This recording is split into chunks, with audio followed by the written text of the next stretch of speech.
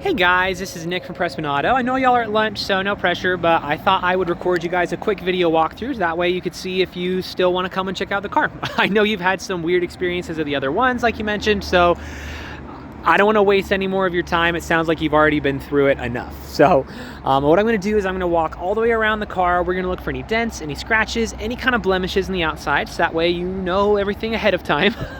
We'll still check it out if you do want to come in, but at least for the purposes of now, it's just a quick once over before you get here. So this one, like we mentioned, it had the accident up here on the front end, right on this corner, and we're going to pop the hood here in a sec just to evaluate things one more time. But I'm not seeing any kind of blemishes, any sort of weird damages or anything, and frankly that was like 10 years ago, so I wouldn't expect to. So I did re-look over the Carfax one more time just to triple check there was nothing that I missed. It looks like it did have one other accident actually in the same spot. It had nothing to do with the car being paid off, which is why I didn't clock it the first time, but good to know nonetheless. So in terms of this one, you had already mentioned, you saw there are a couple dents on stuff on this side. So you are correct, we do have that right there. But let's start going around and see if there's anything else we can find. You are gonna have some minor wear and tear here and there. It is 10 years old. That being said, I'm not seeing anything super major throughout the rest of the car, but we're not done yet. So to be determined there. So you got a couple things down here in the bumper. You do have the floor mats in this one, so that's pretty sweet. We can put those in for you. And you got your spare tire down there as well. To drop the seats, you just pull the lever up and you push them down. So that's pretty sweet, but let's keep going. Another one right in there. And then this isn't really, it's not a chip or anything, it's just kind of wear from, I don't know if it's the sun or whatever, but nonetheless, good to know, good to know. Do have one more scratch right in here. And well, that's about it. So all in all, I'd probably give it a 9, maybe an 8.5 out of 10 for the exterior. There's nothing super major, nothing super crazy, nothing that's gonna get worse, but it is a car that's been loved and lived in for a little bit. Well, maybe not lived in, but you know what I mean. So let's hop inside, see what we can find in the front here.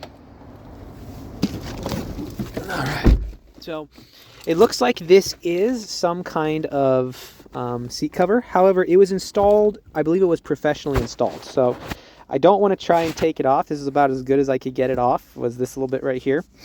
So it is done very well. I was trying to get it off and I was like, I'm gonna rip this. So, but for the purposes of what you guys will be using it for, this will functionally be the seat. So as far as the car itself goes, let's turn it on. Awesome, awesome.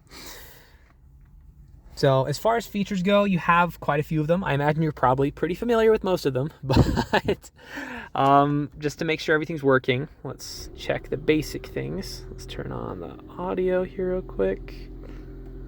Oh, it's on phone. One sec, let me change it to the radio here.